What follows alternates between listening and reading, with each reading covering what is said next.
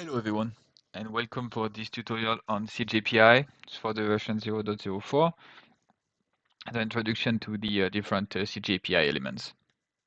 In this video, I would like to go a bit deeper into the cjapy capabilities and especially look into the Workspace class.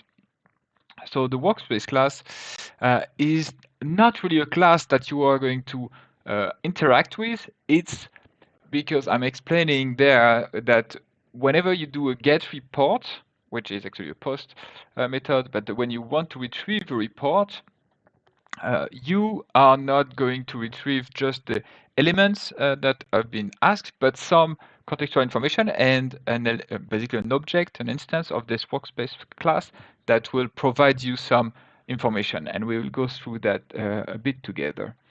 So the Workspace class is returning, of course, the data frame that is containing your information you requested, but also the start and end date, the data requests that have been used, the global filter and the metric filters, the settings that have been used, the number of pages that have been requested. So you can see how many loops this has been going through, the summary data, report type, row numbers, and it has some very interesting methods we'll see together. One of the methods is actually to CSV, to JSON, in case you want to save the overall things. So the to CSV is going to save your data only, so basically the data frame informations. And you also have the breakdown capability that you can automatically break down one row with another dimension. And that I think that is pretty cool. And we'll see a bit of that now. I've logged to customer trend analytics, and you can see that I have this data analyst project. So it's very familiar interface. And I have those different things that I'm monitoring. You can see what are the most view or event that have been there for the different post title, the URL, the page category, where I'm actually seeing more or less the biggest number of sessions or events, blah blah blah. And we will get to the post title right now. And in order to get a report, you need to have a JSON or a dictionary in Python built to request those information. And you can access that by going, I think, to the help here and enabling the debugger. That will have this little bug here. And you can see freeform table. And I log that here. And here I have the XML. And in our case, we want to copy the JSON information. So I'm going to copy that. Hopefully it works. And go to my folder where I'm going to create a new elements, which is going to be my let's say my request one. And this is a JSON information. JSON, sorry. Yes, I want to change it. I'm going to open that, and there I'm going to pass this information. So you can see I have a global filter of a date range. I have one metrics which is occurrences. So it's interesting already to see that even though it's events here, it's in the background, it's occurrences. The dimension I'm using is this one, and the number of element I want to return is 10. Number of page and the different configuration settings are written on and so forth. So data view ID I'm using is this one. So now let's go to the cjapy. And I think there is not so much to explain here, but what I want to do now is to just have another get, which is get dimensions, that we will need for the breakdown capability. So we do CGA get dimension up, and then need to pass a data view ID. I will need to have the data view ID because obviously each data view has different dimension depending on the connection they are based on, and the connection can have different schema and so forth. So you need to have a data view ID, and I will directly take the one I passed here and use that here. Okay, those are my dimensions, and just have a look. Head, I don't think even I need head, but let's actually not do head, or let's do 50. I want to have something interesting here.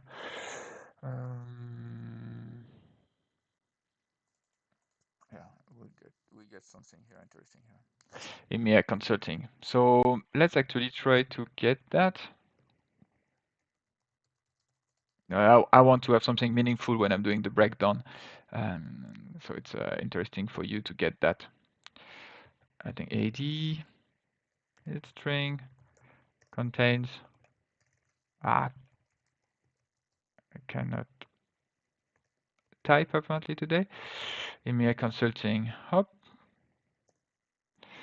Okay, we have some interesting, and we will get to whatever page category afterwards for the breakdown.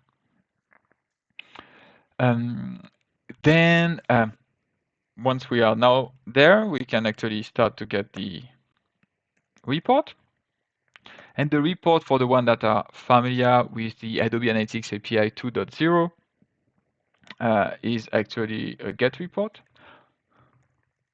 I'm not spending too much time, actually. I'm thinking that I'm not spending too much time how to get started because there is another video for this. And if you want to have those information, you can watch the video or read the documentation. There is a get started element. So we are directly into the cjAPI now. And the get report can take either a dictionary, so you directly load the dictionary, and we'll see that very soon, how to do that in the next video. But I want to use this request.one.json. I think I can actually, can I not try to get that directly here? If I'm doing request and tab, yeah, perfect. My report, talk.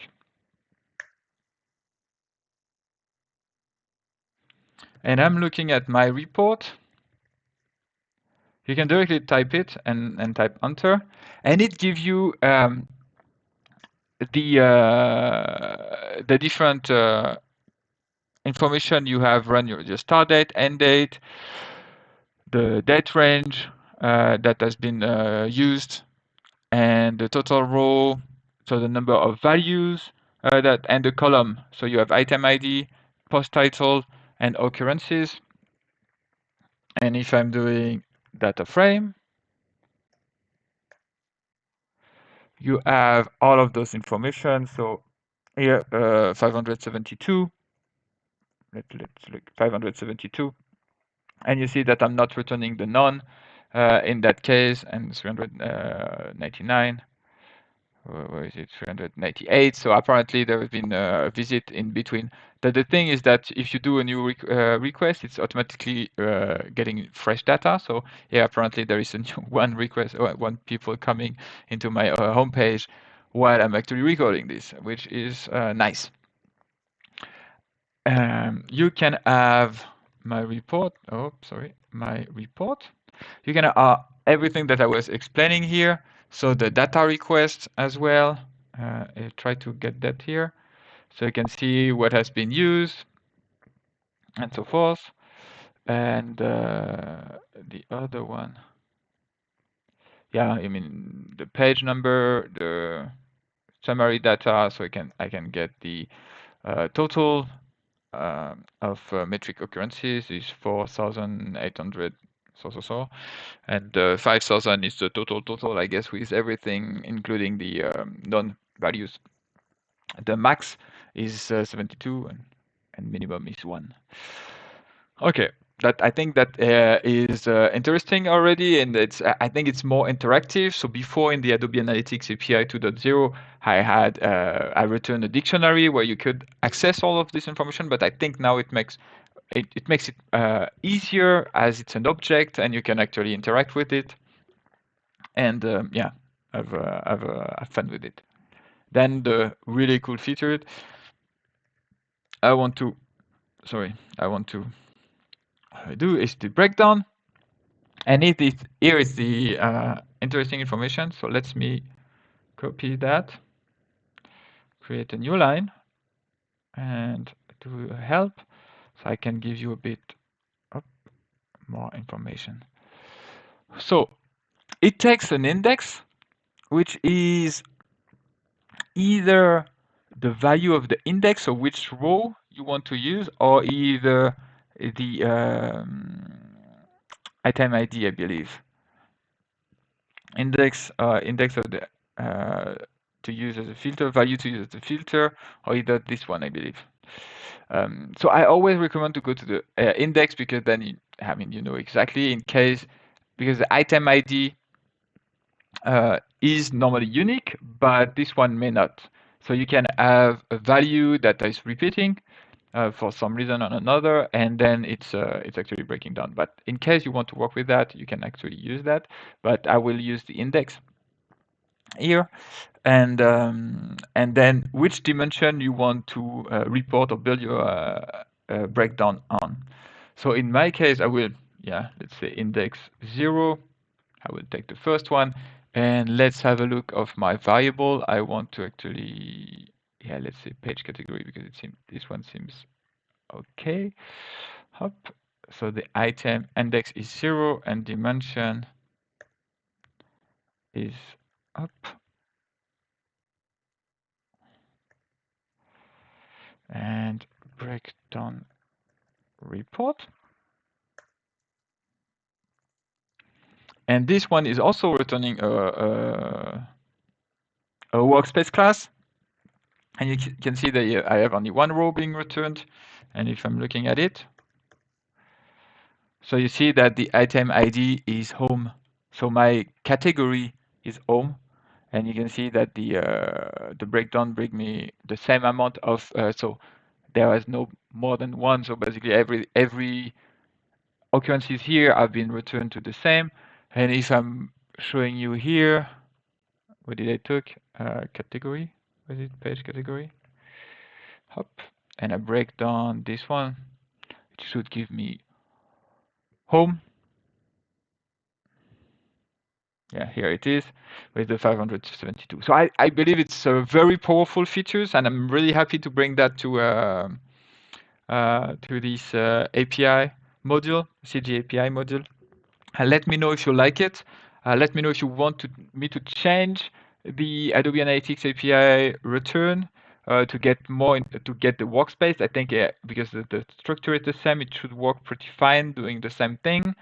And yeah, I think this is it for this demonstration of what the workspace class is, or what the class instance are. And yeah, I hope you will like it. Let me know about it. Have fun.